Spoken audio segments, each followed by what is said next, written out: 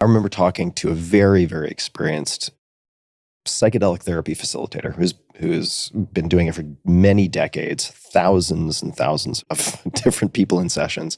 And they told me a story, which they said is common and becoming more common, that people will come in and after their session, they'll say, yeah, I was experiencing so much joy, this beautiful light, this love in the session, but I kept wondering when I was going to do the real work, like when I was going to do the hard work. Yeah.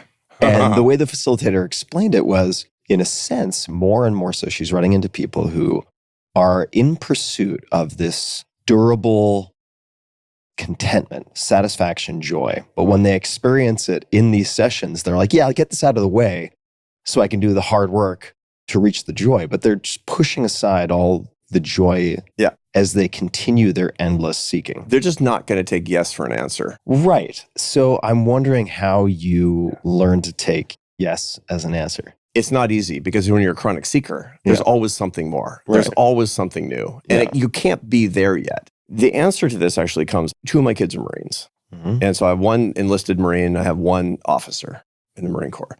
And my daughter's a 2nd lieutenant in the Marine Corps. And right now she's at Quantico and she's going through the basic school, getting ready to do her MOS. She wants to be a signals intelligence officer. My son was enlisted. He was a scout sniper. He was in a scout sniper platoon out of Camp Pendleton. And that's a super interesting and dangerous job. As a non-commissioned officer, he led a lot of guys.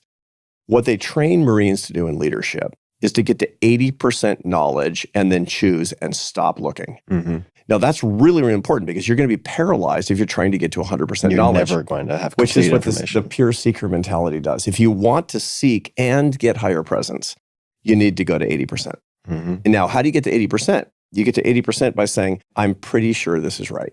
Mm-hmm. And this is right enough that I'm going to turn my attention to another dimension on this. And that means, friends, if you're in love, you should get married. That's what that means. Wow. That means if you're in love and you know each other and you think that within 3 to 5 years, you really could be best friends. Yeah. And you have a certain stability of values, stop looking. Yeah. Get married. Why? Because the longer you don't get married, the longer you're in search for your soulmate, the more you're putting off the best thing in your life. You're postponing the best thing in your life.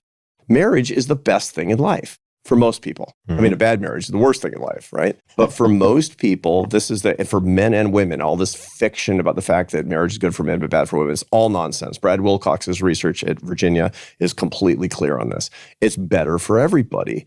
Being in love and living with the person with whom you're in love for the rest of your life is great.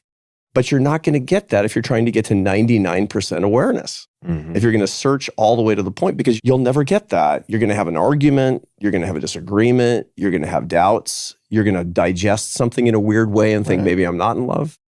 And the same thing is true with your faith. Mm-hmm. What am I going to practice? Get to 80% awareness and choose.